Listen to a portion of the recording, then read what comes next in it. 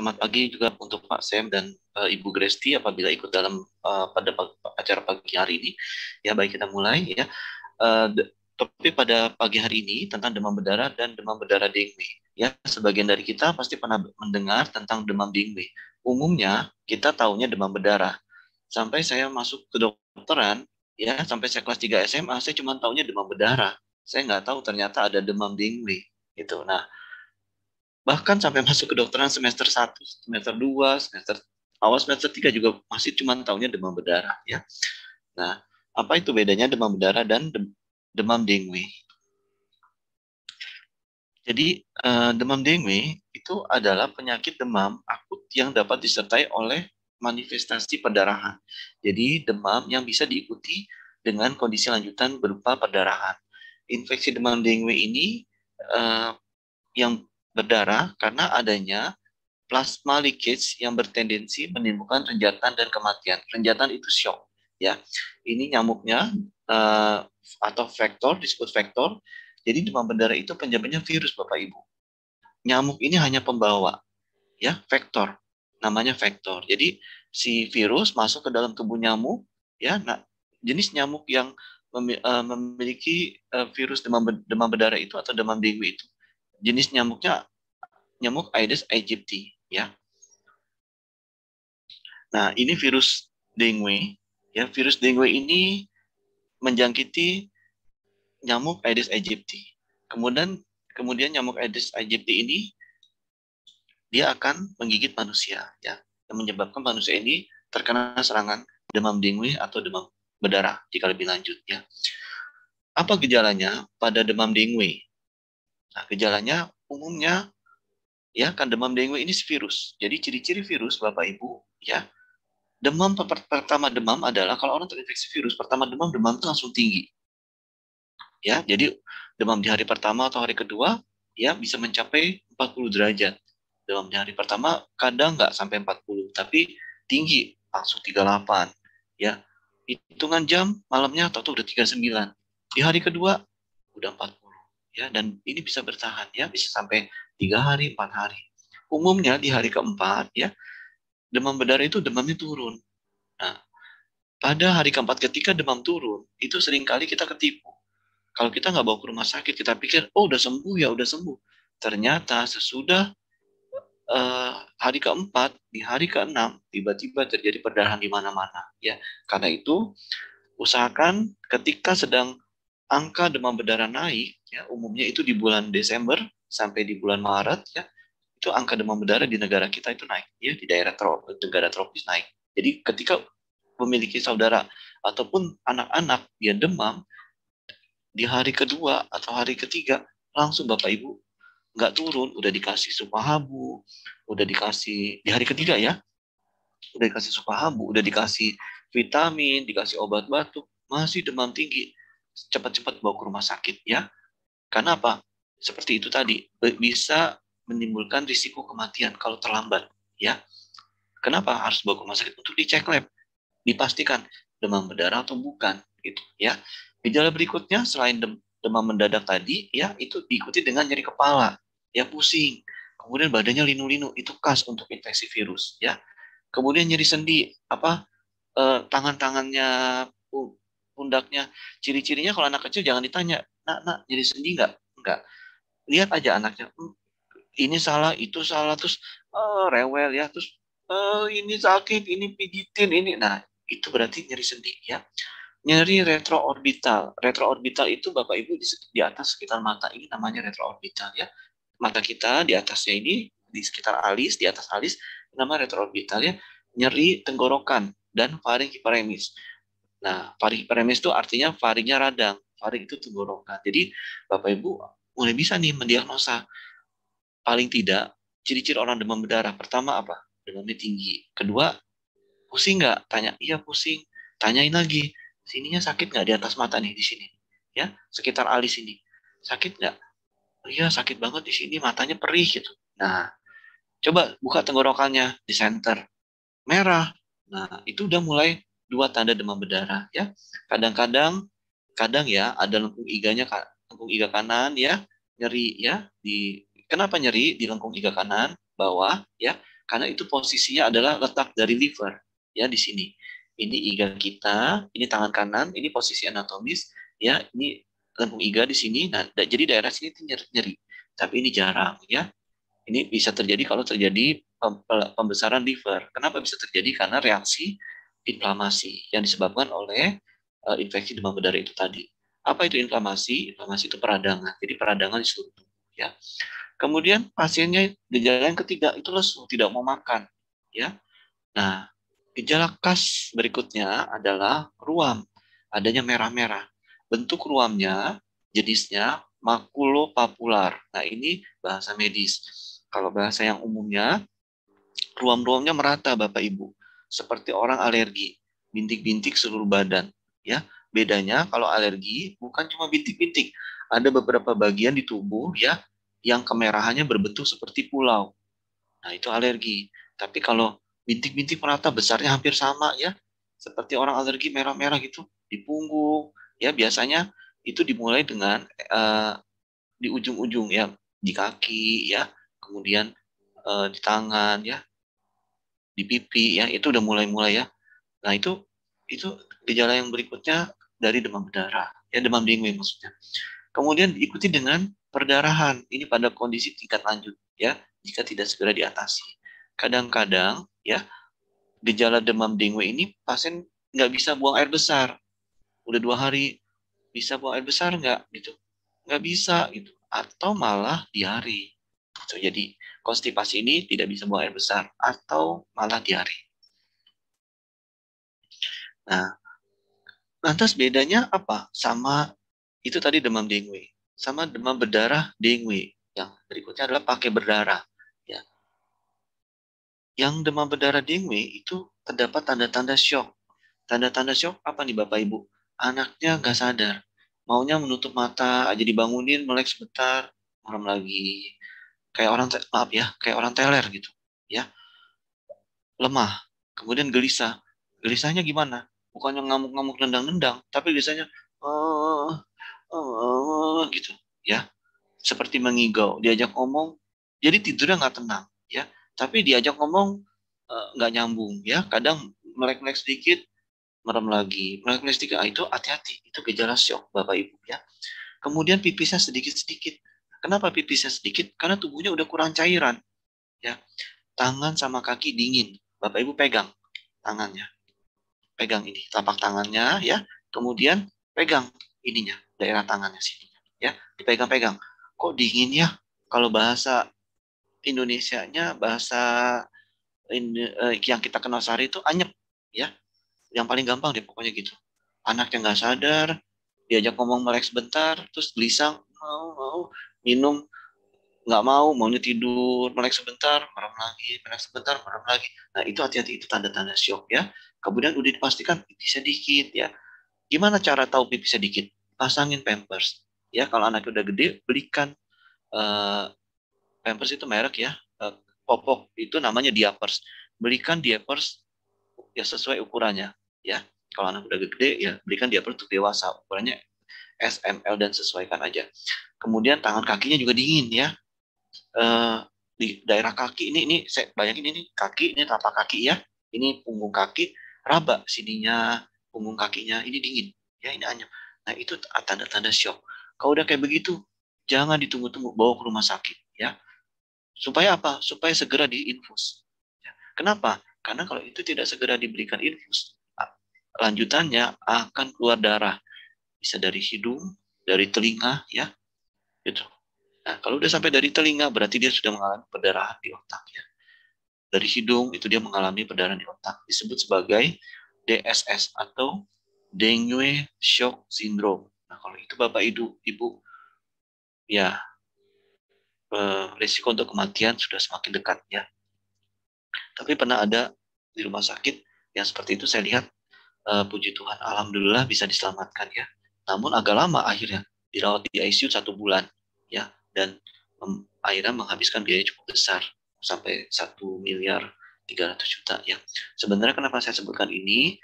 Ya, kalau ada asuransi mungkin kita bisa lebih ringan Bapak Ibu. Tapi kalau misalkan kita nggak ada asuransi, Bapak Ibu bayangkan hanya karena telat ya, Terus nanti misalnya nih diminta biayanya, ya, terus nggak ada biaya, akhirnya apa? Nyawa taruhannya, gitu.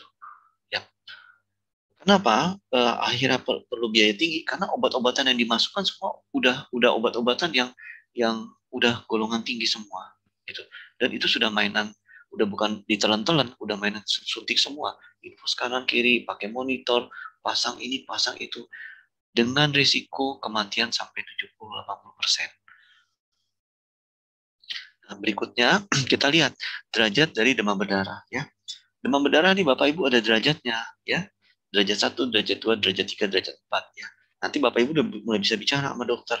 Dok, ini demam berdarahnya ke derajat 2 ya. Nah, kan keren ya. Nah, derajat 1 ya, demam berdarahnya itu demam dengan manifestasi perdarahan tidak spontan, ya. Manifestasi perdarahan tidak spontan itu artinya apa? Tidak keluar darah dari hidung Bapak Ibu. Nah, manifestasi perdarahan bentuknya melalui uji bendung. Ya, uji bendung itu rampelit, tes rampelit. Siapa yang melakukan? Ini yang melakukan tenaga medis, yaitu perawat atau dokter.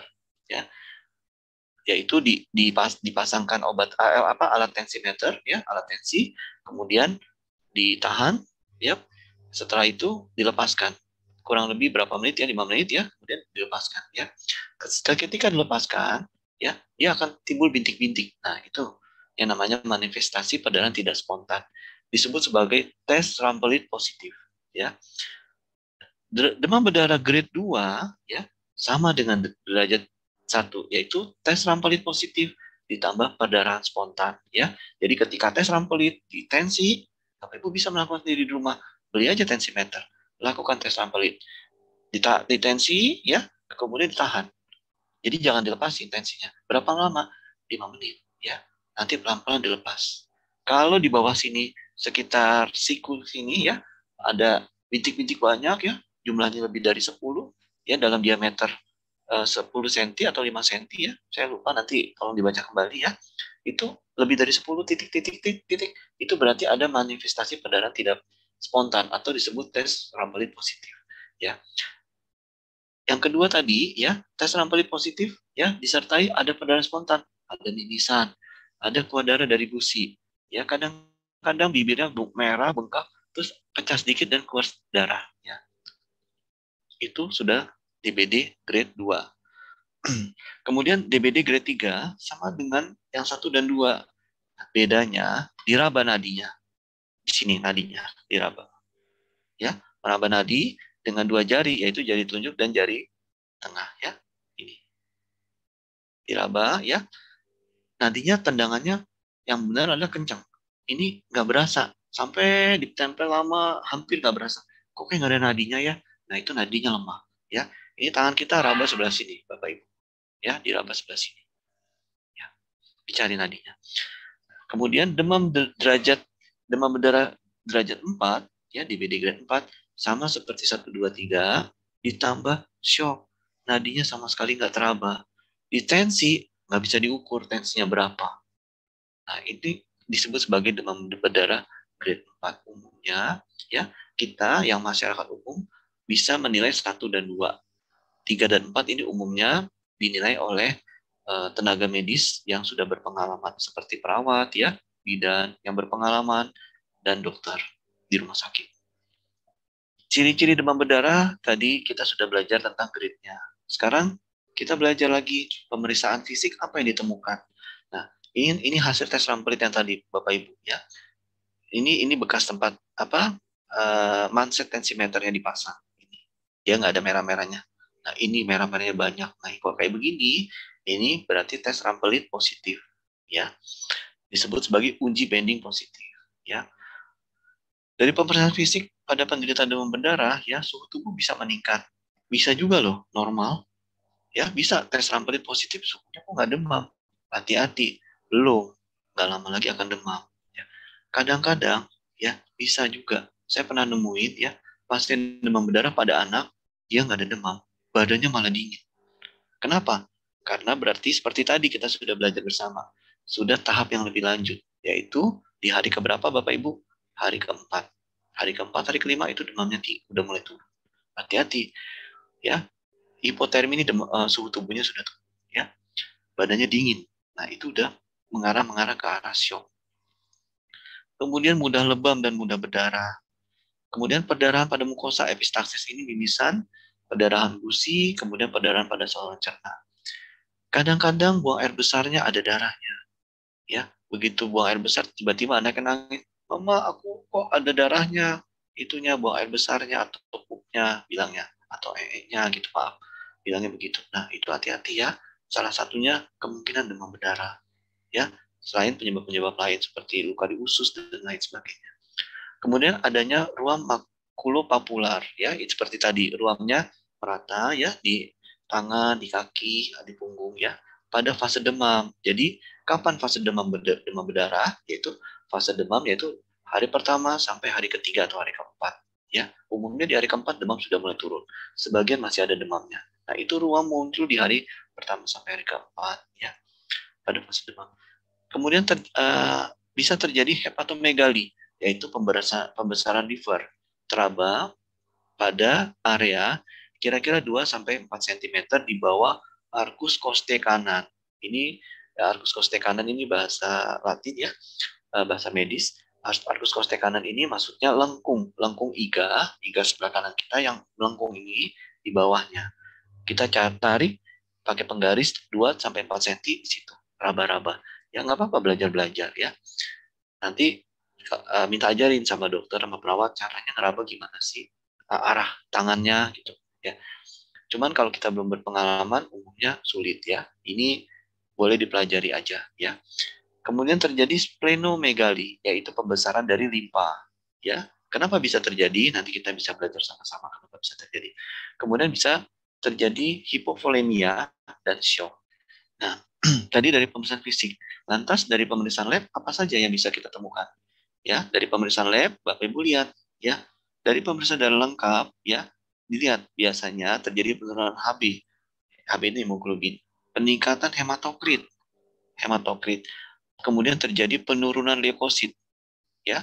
Kemudian terjadi juga penurunan trombosit ya.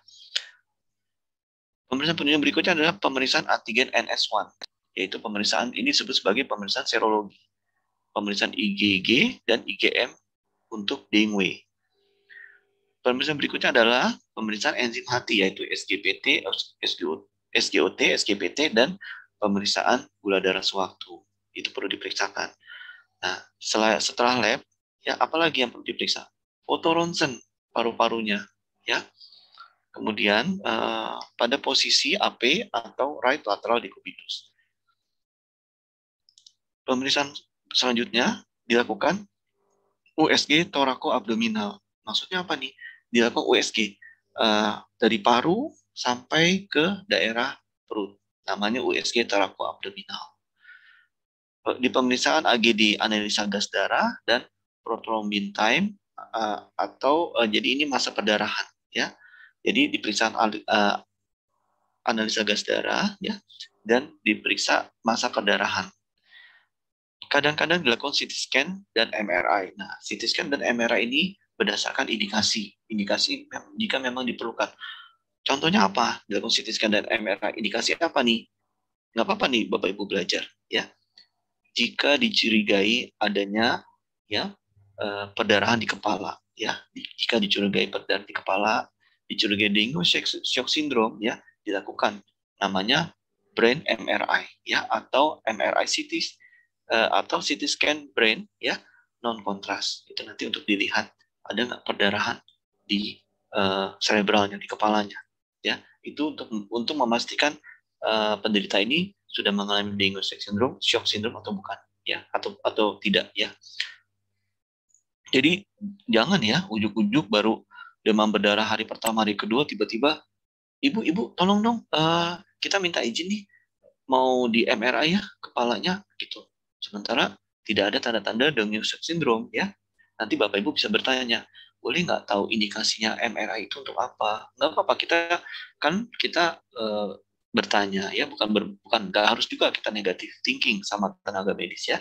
Kita bertanya. Nanti kalau mereka bisa menjelaskan dan itu masuk akal, berarti itu tujuannya memang untuk sesuatu yang ada yang mau dicari. Gitu. Nah, apa sih bedanya demam berdarah dengue dengan demam dengue ya? Bedanya yang pertama, demam berdarah dengue itu adanya kebocoran pembuluh darah. Yang kedua, demam dengue nggak pakai berdarah ya, tidak ada kebocoran pembuluh darah.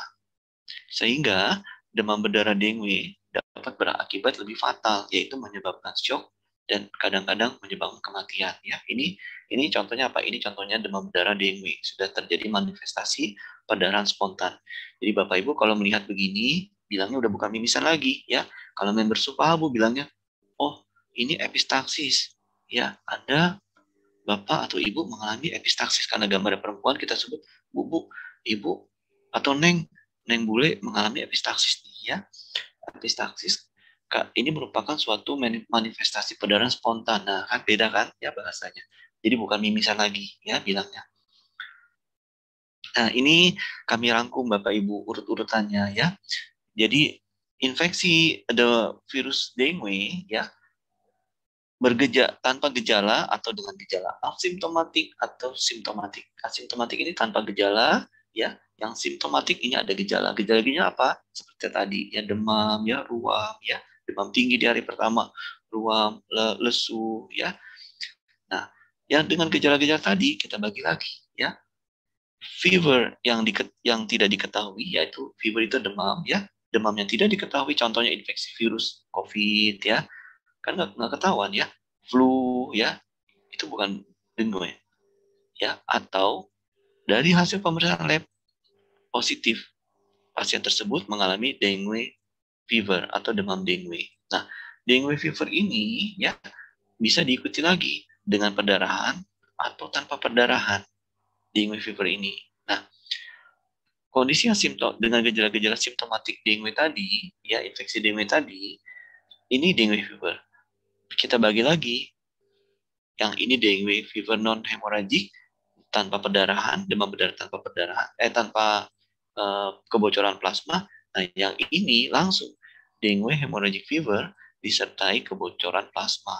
Nah, yang kebocoran plasma ini akan berakibat ya bisa kalau segera diselamatkan dia tidak diikuti dengan shock, terlambat penanganan dia bisa dilanjuti dengan terjadinya shock dan bisa menyebabkan di bawah sini kematian.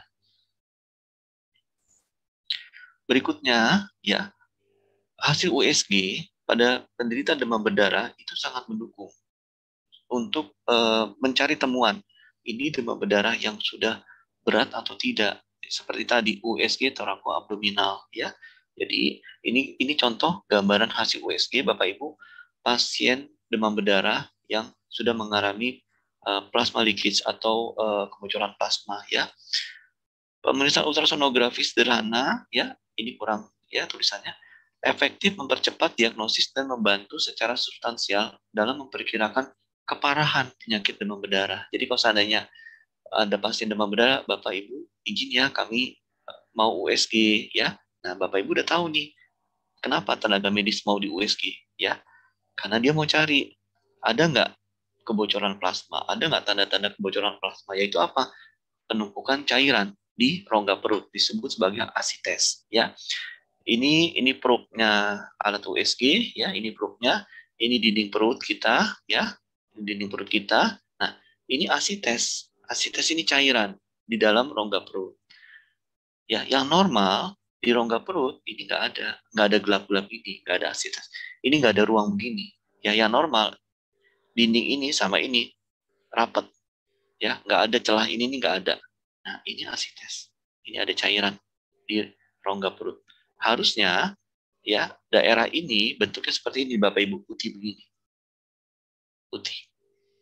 Tidak ada celah dari sini sampai sini, tidak ada celah selebar ini. Ya, ini isinya cairan. Ini UB, ini artinya urine bladder. Urine bladder itu kantung kencing, kandung kencing, kandung kemih, ya. Gitu. Ya, berarti ini posisinya di mana? Kurang lebih di sekitar pusar, ya. Gitu. Sampai sini semoga bisa membantu, ya. Nah, kemudian itu tadi kita sudah belajar, ya, pemeriksaan fisik, labnya, USG-nya bagaimana. Nah, sekarang kita belajar lagi bagaimana tata laksananya pada pasien demam berdarah, ya, yaitu penanganannya. Pasien demam berdarah diapain sih? Dikasih obat apa? Pertama, golongan paracetamol. yaitu obat demam. Kenapa diberikan paracetamol? Karena paracetamol sejauh ini merupakan obat demam yang relatif paling aman, ya, golongan paracetamol untuk menurunkan demam, terutama demam berdarah. Karena ada obat-obat demam tertentu, hati-hati ya Bapak Ibu ya. Ketika diberikan, justru obat demam tersebut makin mempercepat penurunan trombosit. Nah, ini hati-hati ya. Ini hati-hati. Jadi Bapak Ibu kalau ada saudaranya demam, anaknya demam, tanya dulu alergi paracetamol nggak? Kalau dia bingung nggak ngerti, kasih aja dulu. Sambil siap-siap obat anti alergi. Kalau ternyata alergi, langsung kasih obat alerginya. Tapi jarang ya, jarang banget ya. Umumnya enggak ya. Ketika dikasih obat paracetamol, demamnya turun ya, kemudian diperiksakan seperti tadi ya.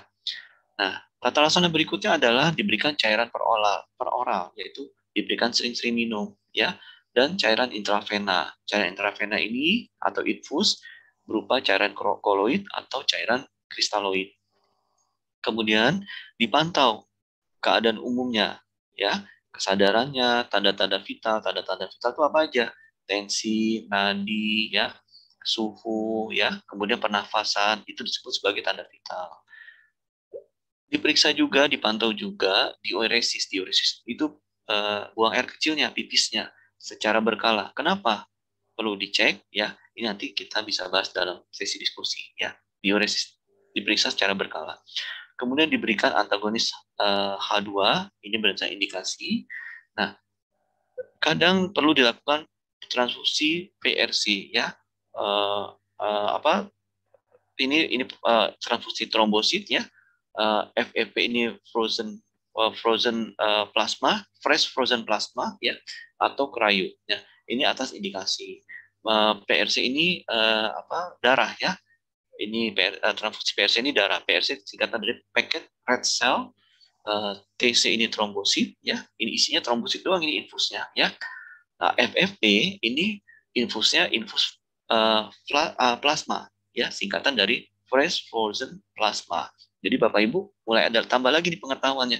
Ketika diinfus ada tulisan FFP, bisa bilang suster, ini ya keluarga saya ditransfusi plasma ya, gitu ya. Baca aja kalau ada tulisan FFP berarti itu plasma. Kalau ada tulisannya TC, dokter, keluarga saya diinfusnya trombosit ya. Pasti kan dokternya seneng ya, keren gitu ya. Member Supabu keren. Nah, kemudian diberikan lagi vitamin K1, yaitu pada perdarahan yang masif. Diberikan antikonvulsan bila terdapat kejang. Antikonvulsan ini obat kejang ya. Antibiotik pada infeksi bakteri sekunder, maksudnya apa? Jadi dia selain sakit demam berdarah, ternyata dia ditemukan peningkatan jumlah infeksi bakteri dari hasil pemeriksaan darahnya. Nah, pada kondisi ini perlu diberikan antibiotik injeksi. Pada kondisi tertentu diberikan kortikosteroid ya, dan pada kondisi tertentu juga diberikan diuretik yang merangsang pipis-pipis ya. Nanti ini kita bisa bahas dalam materi diskusi. Kemudian bagaimana jika terjadi shock pada demam berdarah ya? Bagaimana? Ya, shock terjadi sebagai akibat lanjut dari kebocoran plasma, sehingga pada pasien demam berdarah yang mengarah pada perburukan dapat diberikan pemberian albumin ya, yang albumin oral ya, untuk mencegah semakin banyaknya cairan yang bocor. Nah, ini di sini nih kita bisa membantu ya. Dengan apa? Dengan pemberian albumin. Untuk apa? Untuk mencegah plasma leakage, yaitu kebocoran plasma ya.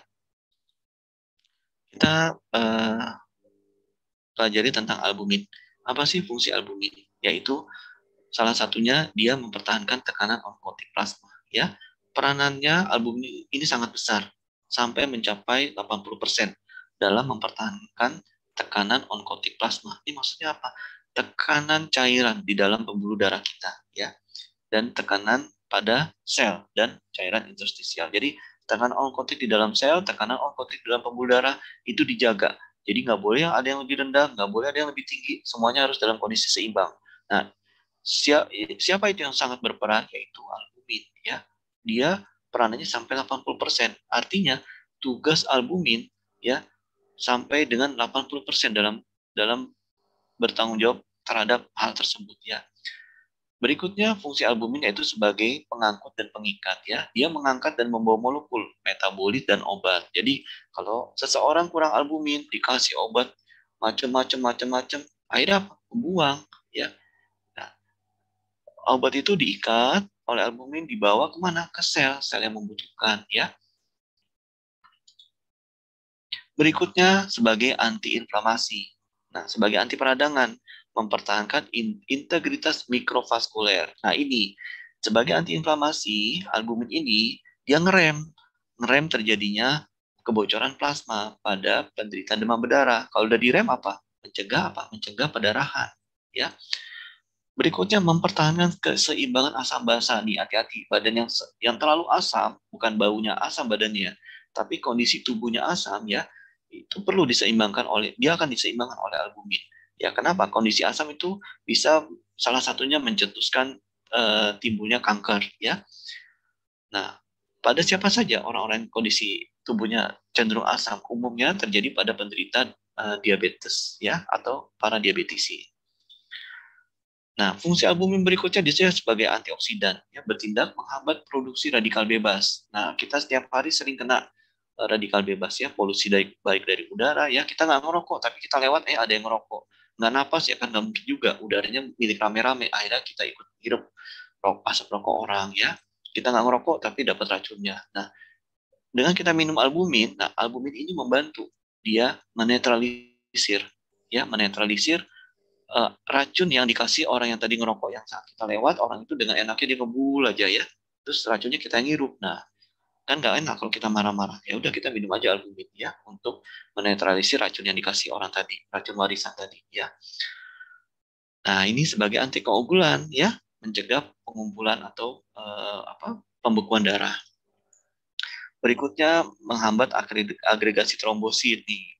Jadi kenapa pada penderita jantung kalau kita diskusi setiap malam pada acara BOS dengan Pak Eko, ya, Pak Suratno, ya, acara Pak Eko Pak Suratno, ya, saya suka jelaskan penderita jantung minum yang alfa.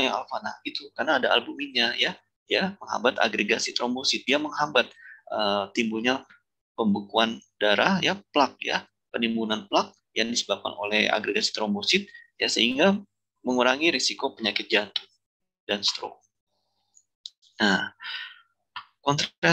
konsentrasi albumin secara normal pada orang dewasa, ya, 3,5 sampai 5 gram per desiliter, pada anak-anak 4,0 sampai 5,9, bayi 4,4 sampai 5,4, ya, neonatus 2,9 sampai 5,4. Jadi kadar albumin ini beda-beda Bapak Ibu, ya, antara orang dewasa, anak-anak, bayi, dan neonatus, ya. Neonatus ini apa? Ini bayi baru lahir, ya. Kalau bayi itu usia sejak lahir sampai 12 bulan itu disebut sebagai bayi, ya. Neonatus itu yang baru-baru lahir, ya, di bawah 3 bulan. Anak-anak itu di bawah kategori di bawah 18 tahun disebut anak-anak. Di atas 18 tahun dewasa muda, dan selanjutnya orang tua kalau sudah punya anak, ya. Sumber albumin, ya, dan kadar albumin, sumber albumin terdapat pada apa aja? Putih telur, ya, ikan gabus, kacang kedelai, daging ayam, dan daging sapi. Dan sumber albumin ini banyak di dalam darah manusia, ya. Makanya vampir kalau di film-film senang, ya, ngisepin darah manusia. Mungkin dia butuh albumin, ya, mungkin zaman dulu belum ada supahabu, jadi dia butuh albumin untuk hidupnya biar umurnya panjang, dia ngisepin itu darah manusia, ya. Ini sekedar bercanda tapi ada masuk akalnya juga. Kenapa? Karena albumin itu bisa untuk awet muda, ya. Kan vampir itu umurnya panjang, ya, kalau dari ceritanya. Makanya dia harus ngisepin darah manusia. Kenapa? Yaitu karena darah manusia itu mengandung albumin, Bapak Ibu. Nah, itu tadi intermezzo, tapi kita bahas dari sisi ilmiahnya, ya. Hiburan tapi kita kaitkan dengan sisi ilmiahnya, ya. Nah, albumin putih telur dan ikan gabus ini lebih tinggi Bapak Ibu yang terdapat pada ikan gabus, ya. Kita lihat kadarnya, ya, dari ahli gizi, ya, dari penelitian, ya. Kadar albumin pada ikan gabus itu 6,224 gram, ya. Sementara pada 100 gram putih telur, ya, dengan gram yang sama, kadar albumin pada putih telur hanya 0,934 gram. Beda kan? Ya, gramnya sama loh, ya. Berapa kali bedanya? 6 kalinya, ya. 6 kalinya. Jadi sama aja Bapak Ibu makan 6 telur, ya. Kalau ini malah gambarnya berapa ini? 7, ya. Hampir 7, ya. 6 atau hampir 7, ya. Mungkin saya salah itu. Maaf, ya. Kemudian manfaat ikan gabus ya, albumin yang paling baik adalah dari ikan gabus ya. Kenapa? Karena dia lebih tinggi dari telur kandungannya ya, yang dari ikan gabus. Nah, ini 10 manfaat albumin dari ikan gabus, yaitu mengatasi penyakit kulit, mengurangi bantu risiko kanker, mempercepat penyembuhan luka pasca operasi, baik untuk kesehatan otot. Kenapa? Karena albumin dia meningkatkan massa otot. Maksudnya apa sih, Dok? Meningkatkan massa otot, ototnya jadi berat. Iya, betul. Jadi berat dan ototnya tidak mudah cedera. Ototnya jadi kuat. Coba Bapak Ibu, ketok-ketok mobil. Ya, mobil yang diketok-ketok dia lebih berat sama yang dia diketok-ketok tipis, ya, lebih kuat yang mana? Yang lebih berat, ya. Nah, kalau ototnya masanya meningkat, berarti apa? Massa ototnya tidak mudah cedera. Itu. Main bola, main futsal, kepleset, ketendang teman, baik-baik aja ya, bengkak-bengkak dikit, tapi besok sembuh. Gitu. Ya, memperbaiki gangguan gizi, ya, meningkatkan hemoglobin pada lansia, pada lanjut usia, mengatasi hipoalbuminemia, ini pada orang-orang yang gagal ginjal, ya, mengurangi penyakit jantung dan stroke, meredakan radang sendi, dan ini Bapak Ibu yang masih memiliki anak-anak kecil ya, suplementasi albumin dari ikan gabus itu bisa membantu meningkatkan kecerdasan otak anak. Ya. Ini kita lihat supahabu alfa ya. Supahabu alfa mengandung albumin, kemudian mengandung kurkuma dan mengandung moringa ya. Ini albumin dari ikan gabus ya. Ini kurkuma dan ini moringa atau daun kelor. Nah, manfaat dari tadi albumin kita sudah bahas bersama ya. Sekarang kita cari tahu nih kurkuma itu buat apa sih ya, atau temulawak ya, nama kerennya kurkuma ya. Dia sebagai anti kanker ya, dan mengobati infeksi bakteri dan infeksi jamur, fungi atau fungi ini jamur ya. Sehingga supahabu alfa ini bisa untuk mengobati yang terinfeksi jamur. Contohnya apa?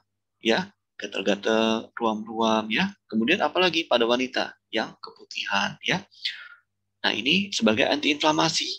Nah, di sini berperanlah albumin tadi dan kurkuma pada pasien demam berdarah. Albuminnya berperan untuk mencegah plasma leakage ya. Kurkumanya sebagai antiinflamasi pada demam berdarah ya. Manfaat lainnya dari kurkuma yaitu mengobati hiperglikemik untuk penderita diabetes ya, peningkatan kadar gula darah disebut sebagai hiperglikemik, mengobati hipertensi, sebagai anti pembekuan darah, sebagai antioksidan ya, nefroprotektif yaitu dia menjaga fungsi saraf, dan hepatoprotektif dia menjaga fungsi liver. Banyak kan ya manfaatnya ya kurkuma. Nah, ini moringa ya, daun kelor ya. Daun kelor ini dia sebagai antiinflamasi dan dia juga sebagai sumber protein. Dia juga sebagai antioksidan ya. Terima kasih Bapak Ibu, semoga penjelasan singkat dari saya, penjelasan singkat dari kami dari Supahabu bisa membantu Bapak Ibu semua.